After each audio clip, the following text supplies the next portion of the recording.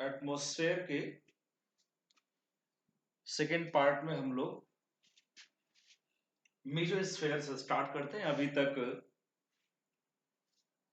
Troposphere और stratosphere का portion हमने कर लिया है, बहुत डिटेल में किया है और वो पहले वीडियो मैंने अपलोड की है, किसी को अगर जानना हो समझना हो देख सकता है। अब इसके बाद में third layer of atmosphere, the third layer of atmosphere is mesosphere, right? Third layer of atmosphere is mesosphere, which extends up to 80 kilometer.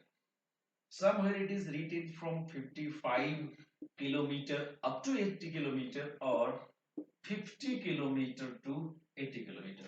तो ये 50 से 80 किलोमीटर मतलब 30 किलोमीटर का एक लेयर है जिसे मेसोस्फेयर कहते हैं हम। Similar to the troposphere, temperature again reduces with increasing altitude in this layer, and finally at 80 kilometer the temperature becomes around minus 80 degrees Celsius. Temperature becomes around minus 80 degrees Celsius.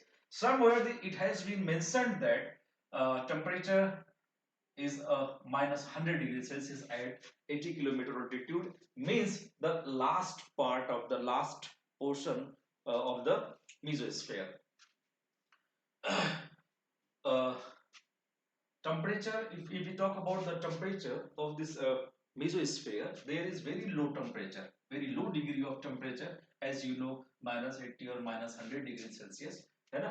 Minus 80 या minus 100 degree Celsius की हम बात करते हैं तो temperature बहुत ज्यादा है। As we know water starts freezing at zero degree Celsius temperature, है ना। 0 डिग्री सेल्सियस टेम्परेचर पर वाटर फ्रीज करना स्टार्ट करता है, तो माइनस 80 ये तो ऑब्वियसली हो जाएगा। This minus 80 or minus 100 degrees Celsius of very low degree temperature is capable in freezing of water vapor. Hence, frozen ice available to this part looks blue ice clouds. Blue ice clouds की form में दिखता है, that is known as noctilucent clouds, है ना। That is known as noctilucent clouds. तो कभी question exam में आ जाता है कि नॉक्टिल्यूसेंट क्लाउड्स कहाँ मिलता है, ठीक है। तो नॉक्टिल्यूसेंट क्लाउड्स का प्रेजेंस कहाँ होता है ना, मेसोस्फेयर में। और नॉक्टिल्यूसेंट क्लाउड्स क्या है, the clouds looks blue in colour. Blue ice clouds are considered to be noctilucent clouds. तो यहां पर आप 4-5 पॉइंट मेसोस्फेयर से रिलेटेड कंक्लूड कर सकते हैं। पहला पॉइंट ये है कि टेम्परेचर हाइट इंक्रीज करने के साथ में जैसे जैसे मेसोस्फेयर में हाइट बढ़ती है ना, टेम्परेचर रिड्यूस होगा।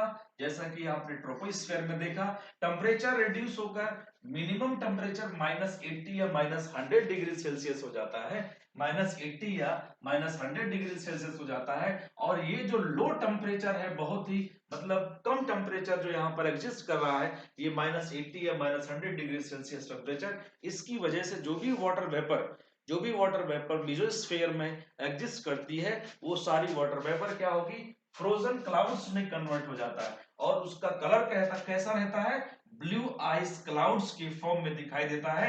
उस क्लाउड को हम लोग क्या कहते हैं, नॉक्टिल्यूसेंट क्लाउड्स कहते हैं। अब हम लोग चलते हैं थर्ड लेयर पे, जिसे हम आयनोस्फेयर कहते हैं। Third layer is called ionosphere. अगर इस आयनो वर्ड को हम स्प्लिट करते हैं तो दो वर्ड अगेन हमें मिल जाता है, एक है आयनो और दूसरा स्फेयर। स्फेयर का मतलब है एक लेयर, है ना, what is extending between 80 to 640 kilometre of the altitudes, है ना। 80 से 640 किलोमीटर के ऑल्टीट्यूड तक एक्सटेंड करता है। अभी तक हमने जितनी भी लेयर्स एटमॉस्फेयर का देखा, उसमें सबसे ज्यादा, है ना, विड्थ इसी का है, सबसे ज्यादा एरिया एक्सपांशन इसी का है। अच्छा, मेसोस्फेयर का हमने अभी जो थोड़ी देर पहले बात किया, ये coolest layer of the atmosphere. This is the coolest और coldest layer of the atmosphere, क्योंकि इससे कम टेम्परेचर और कहीं नहीं है। आगे जाने के साथ में टेम्परेचर क्या करेगा, कंटिन्यूअसली इंक्रीज करता है ना, टेम्परेचर इंक्रीज करता है, राइट। इसके बाद में आयनोस्फीयर को हम यहाँ पर डिस्कस कर रहे थे। तो आयनोस्फीयर को अगर स्प्लिट करते हैं तो एक आयनो है, दूसरा स्फीयर है। तो आयनो का मतलब आयन से है, आयन से। आयन कैसे बनता है? किसी भी न्यूट्रल है ना, किसी भी न्यूट्रल एटम, जो एटम है न्यूट्रल ही होता है, अगर उसमें से इलेक्ट्रॉन चाहे रिलीज होता है या वो इलेक्ट्रॉन गेन करता है, आयंस की फॉर्म में वो कहलाता है। कोई भी एटम अगर उस इलेक्ट्रॉन को रिलीज करता है या इलेक्ट्रॉन को गेन करता है तो उसको हम लोग आयंस कहते हैं, राइट, हम उसको आयंस कहते हैं। और ये इलेक्ट्रिकली चार्ज होगा, है ना, इलेक्ट्रिकली क्या होगा, ये चार्ज होगा, पॉजिटिव या नेगेटिव चार्ज उसमें एग्जिस्ट करेगा, है ना, इलेक्ट्रिकली चार्ज होगा, पॉजिटिव या नेगेटिव चार्ज उसमें एग्जिस्ट करेगा। अगर कोई एटम है और उसमें एटम है, इस पे प्लस चार्ज है तो भी आयन ही कहलाएगा, और अगर दूसरा एटम कोई उस पे माइनस चार्ज है तब भी उसको हम आयन कहेंगे। मीनिंग ये निकल के आता है, this layer of the atmosphere, that is the ionosphere, is dominated by the ions, है ना, dominated by the ions. In other words we can say it is electrically charged. This part of the atmosphere, that is ionosphere, is electrically charged, है ना, layer of the atmosphere, है ना, ये electrically charged होता है। और दूसरी condition इसकी है इंपॉर्टेंस क्या, कि यहां पर हाइट इंक्रीज करने के साथ, है ना, आयनोस्फीयर में हाइट इंक्रीज करने के साथ में यहां पर क्या होगा, टेम्परेचर बढ़ता है ना, हाइट इंक्रीज करने के साथ टेम्परेचर बढ़ता है, and the rate of increasing temperature is very high, that's why it is also known as ionosphere, is also known as thermosphere. इसको थर्मोस्फीयर भी हम लोग कहते हैं।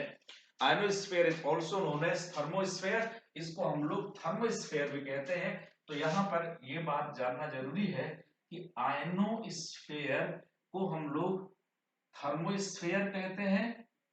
दूसरा पॉइंट यहां पे जानना जरूरी है कि इसको आयनोस्फीयर क्यों कहते हैं, because it accumulates the different type of ions, है ना, डिफरेंट टाइप ऑफ आयंस ये accumulate करता है, इलेक्ट्रिकली चार्ज्ड होता है ना, इलेक्ट्रिकली चार्ज लेयर है ना। इसके बाद अगर हम बात करें तो जो आयनोस्फीयर है, this ionosphere again can be divided into 4 layers, है ना, इसको हम कितनी लेयर्स में डिवाइड कर सकते हैं, 4 लेयर्स में डिवाइड कर सकते हैं। और उन 4 लेयर्स को यहां पर D layer, E layer, F layer and G layer, right, ये 4 लेयर्स में इसको हम फिर से डिवाइड करते हैं। डी लेयर जो है इसकी क्या मीनिंग क्या है, इसको मतलब जो डिवाइड किया गया है, जो लेयर बनाई गई है, किस बेसिस पे डिवाइड की गई है ना। तो ionosphere as a whole reflect radio waves, है ना, रेडियो वेव्स जो प्रसारण केंद्र पर बहुत पुराने टाइम में रिसीव की जाती थी वो यहीं से रिसीव की जाती है। और यहाँ पर जो लेयर्स पाई जाती हैं वो जनरली डे टाइम में एग्जिस्ट करती है और नाइट में क्या होता है, डिसअपीयर हो जाती है। वो भी कैसी है, चार्ज लेयर है ना, चार्ज लेयर है, जैसे आयनोस्फीयर है, इसमें इलेक्ट्रिकली चार्ज या आयंस इसमें लाई करते हैं, इलेक्ट्रिकली चार्ज कंडीशंस या इसमें आयंस लाई करते हैं। तो यहाँ पर भी आयंस की प्रेजेंस होती है, और वो आयंस का जो प्रेजेंस है डे टाइम में जब सनलाइट आती है तो वो ज्यादा एग्जिस्ट करता है, राइट। और इसी तरह से D layer, E layer, F और जी लेयर, इनका अपना क्या है, एक स्पेसिफिक कैरेक्टरिस्टिक्स है, इनमें आयंस एग्जिस्ट करता है। तो हम ये बात कर रहे थे कि जब पहले के टाइम में कम्युनिकेशन के लिए टेलीविजन या क्या कहते हैं रेडियो की बात करें तो सनसेट के आसपास में ज्यादातर चैनल्स बंद कर दिए जाते थे या बंद हो जाते थे। कारण क्या है कि जैसे ही सनसेट होगा ये जो लाइट्स है, ये क्या कहते हैं लेयर्स जो है ये डिसअपीयर हो जाएंगे, क्योंकि यहाँ पर चार्जेस का जो प्रेजेंस है ऑलमोस्ट डिमिनिश हो जाता है, डिमिनिश होने लगता है। तो ऐसी कंडीशन में आपका कम्युनिकेशन का कंडीशन आपका लैप्स कर जाएगा। और अभी इस प्रॉब्लम को सॉर्ट आउट करने के लिए सैटेलाइट्स का क्या कहते हैं आपको, इनसैट सैटेलाइट्स का यूज किया जाता है इंडिया में, जिसे हम लोग जियो स्टेशनरी सैटेलाइट कहते हैं, 36,000 अराउंड 36,000 किलोमीटर के ऑल्टीट्यूड पर उसको ऑर्बिट किया जाता है ना। तो हमने क्या कहा कि डी लेयर क्या है, डी लेयर का कैपेबिलिटी रेडियो वेव्स को रिफ्लेक्ट करता है, लेकिन कैसी रेडियो वेव्स को, शॉर्ट वेव्स को, right. It is capable in reflection of short radio waves, है ना। शॉर्ट वेव्स को ये क्या करेगा, रिफ्लेक्ट कर पाने में कैपेबल है, ठीक है। उसके बाद में जब हम बात करते हैं ई लेयर का, है ना, E layer is capable in reflection of, मतलब रिटर्न जो कर देता है वहां से, है ना, ये मीडियम एंड लॉन्ग वेव्स को रिफ्लेक्ट करता है, right. Medium and long waves को रिफ्लेक्ट करता है। और एफ लेयर की बात करते हैं तो एफ लेयर भी मीडियम और लॉन्ग वेव्स को ही, medium and large frequency, medium and large frequency waves को रिफ्लेक्ट करता है ना। ये इसका भी एक कंडीशन है, medium and large frequency, F layer also reflects medium and large frequency waves। और अगर हम G layer की बात करते हैं, it is capable in reflection of short, medium and large, short, medium and large frequency waves, right, है ना। तो short, medium and large frequency waves को रिफ्लेक्ट करने में ये कैपेबल है। इसके बाद में हम आगे जानेंगे कि जो ई लेयर है इसको किनले हेविसाइड्स, किनले का वाटर बॉटल आता है, आप लोग जानते होंगे, है ना। किनले हेविसाइड्स, मैं इधर इसको आपको बताता हूं।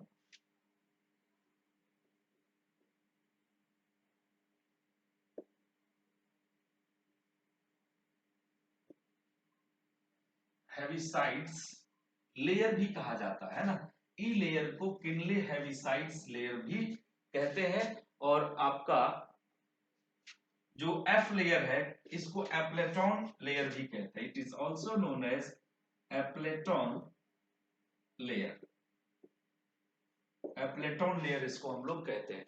तो हमने यहां पर देखा कि जो आयनोस्फीयर है या जिसे हम थर्मोस्फीयर कहते हैं, ये रेडियो वेव्स को रिफ्लेक्ट करता है।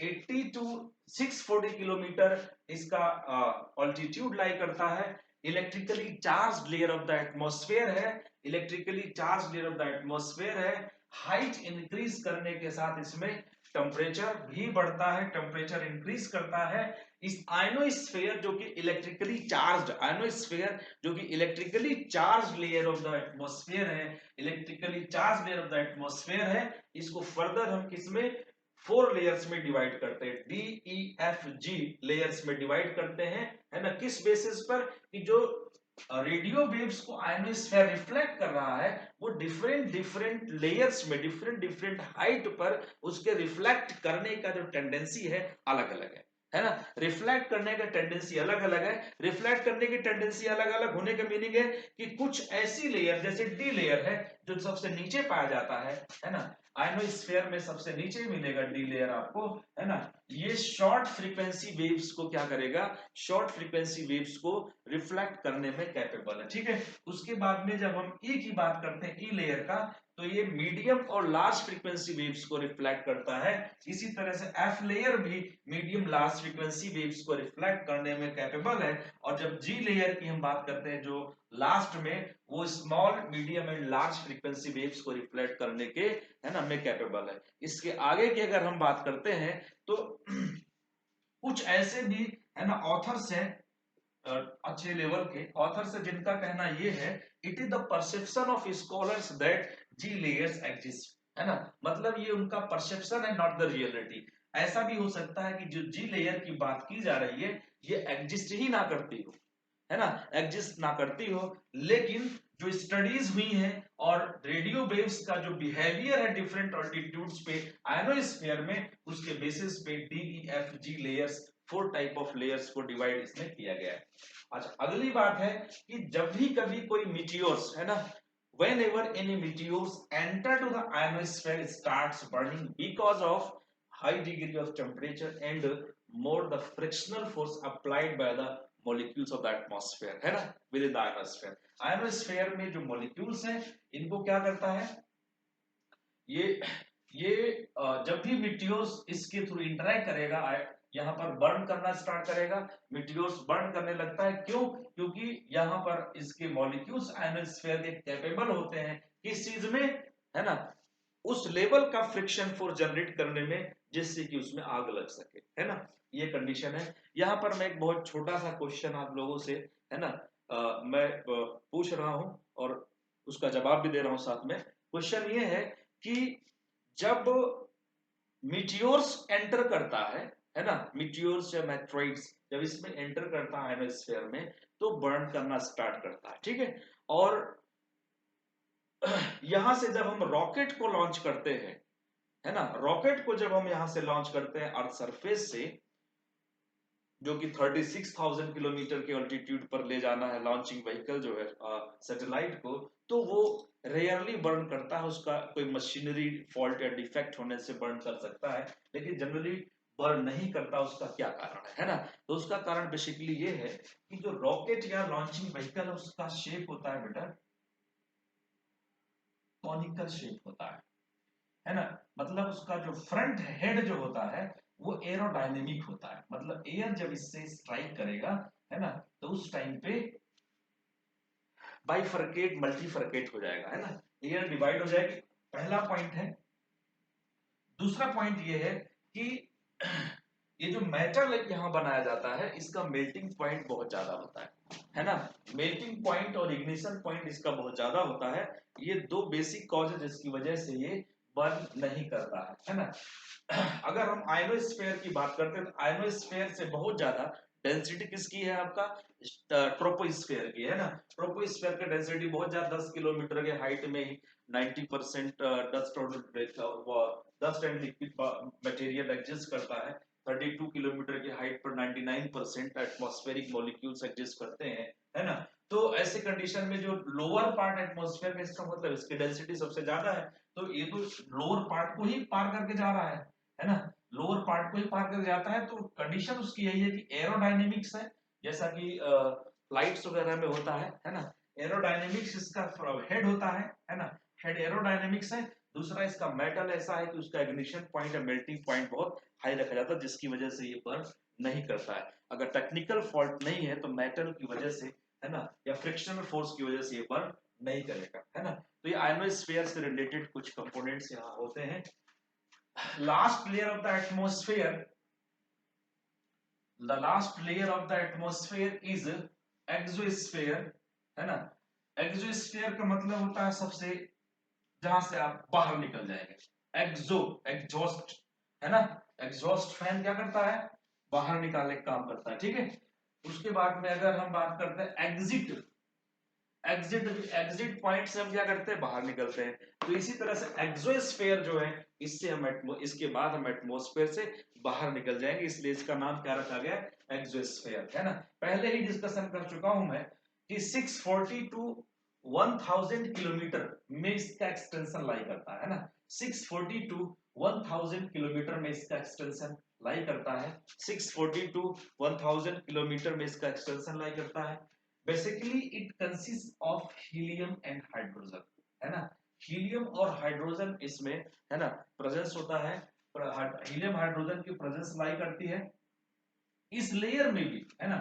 एक्सोस्फीयर की अगर हम बात करते हैं, एक्सोस्फीयर की, तो हीलियम और हाइड्रोजन की प्रेजेंस यहाँ लाई करती है। क्यों ऐसा है, because these are the lighter gases. If you talk about the hydrogen, hydrogen is the lightest among all the element, है ना, due to which it is attracted by minimum earth gravity and suspend at the highest altitude, and suspend at the highest altitude. So hydrogen is lying at the highest altitude in the atmosphere यहाँ पर exist करता है hydrogen और helium, ठीक है। और lightest element होने के कारण यहाँ पर हम बात करते हैं एग्जोस्फेयर का, तो हीलियम और हाइड्रोजन। दूसरा पॉइंट है कि टेम्परेचर यहाँ पर भी इंक्रीज करता है हाइट इंक्रीज करने के साथ में, और हाईएस्ट टेम्परेचर जो यहाँ पर डेवलप होता है अल्टीमेटली 1000 किलोमीटर के हाइट पर एग्जोस्फेयर में, दैट इज 1600 डिग्री सेल्सियस, है ना। 1600 डिग्री सेल्सियस यहाँ पर टेम्परेचर हाईएस्ट रिकॉर्ड कर होता है। अब क्वेश्चन ये है कि जब 1600 डिग्री सेल्सियस टेम्परेचर है, उसके बावजूद भी जब हम एग्जोस्फीयर में लाई करते हैं तो हम जलते नहीं है, क्या कारण है ना। हम जलते नहीं है, उसका क्या कारण है? तो उसका कारण बहुत सिंपल है कि जब हम सरफेस पर हैं, जब हम सरफेस पर हैं तो उस समय एटमॉस्फेरिक मॉलिक्यूल्स का गैप सपोज करते हैं ये है, हाइट बढ़ने के साथ गैप इस टाइप से बढ़ता जाएगा, है ना, जिसे हम कहते हैं इंटर मॉलिक्यूलर डिस्टेंस, है ना। तो हम जिस जगह पर खड़े हैं वहां पर एयर मॉलिक्यूल्स क्या है, बहुत कम है, मॉलिक्यूल्स वाइडली स्पेस्ड है, इंटर मॉलिक्यूलर डिस्टेंस उसकी बहुत ज्यादा है। तो टेम्परेचर कहाँ है, हीट का स्टोरेज कहाँ है, वो किसी मॉलिक्यूल में होगा, हीट का स्टोरेज किसी मॉलिक्यूल में होगा, किसी मैटर में होगा, है ना। और जब यहाँ पर मैटर से आप इंटरेक्ट ही नहीं कर रहे हैं, है ना, जब मैटर से इंटरेक्शन ही आपका बहुत कम हो रहा है, तो 1600 डिग्री सेल्सियस टेम्परेचर भी आपका क्या करेगा। तो ये कंडीशन क्या है कि यहाँ पर मॉलिक्यूल्स जो है, एटमॉस्फेरिक जो मॉलिक्यूल्स हैं वो बहुत दूर दूर है, हमसे इंटरेक्ट नहीं करता है। यही कारण है कि ये हमें, है ना, उतना हाई डिग्री ऑफ टेम्परेचर को फील नहीं कराएगा। सनलाइट का इफेक्ट हमें सिर्फ मिलेगा, लेकिन जो ये टेम्परेचर है इसको हम लोग रियलाइज नहीं कर पाएंगे, है ना। तो मैं आपको बहुत शॉर्ट में एटमॉस्फेयर के बारे में बताता हूं कि एटमॉस्फेयर का बहुत बड़ा रोल है हमारी लाइफ में, क्लाउड के फॉर्मेशन में, रेनफॉल में, वेदर डिटर्मिनेशन में, क्लाइमेटिक सिस्टम के डिटर्मिनेशन में, इकोसिस्टम, बायोडाइवर्सिटी, इन सब में इसका बहुत बड़ा रोल है। जहां पर एटमॉस्फेयर बहुत रेरिफाइड है, बहुत गर्म है, जैसे हॉट डेजर्ट्स की हम बात करेंगे तो वहां पर लिविंग सिस्टम के लिए क्वेश्चन मार्क लगने लगता है, वहां बायोडाइवर्सिटी बहुत कम हो जाती है और इकोसिस्टम वहां का बहुत वीक होता है। तो इस वे से हम यहाँ समझेंगे कि atmosphere is not associated only with the factual aspect, it has dynamic conceptual overview too. So है ना, please try to understand the conceptual basis, conceptual fundamentals of the atmosphere too, है ना। थैंक्स। नेक्स्ट वीडियो हम बनाएंगे आपको temperature पर, climatology का अगला टॉपिक है जिसको हम आपके साथ में, है ना, शेयर करेंगे। Thanks to all.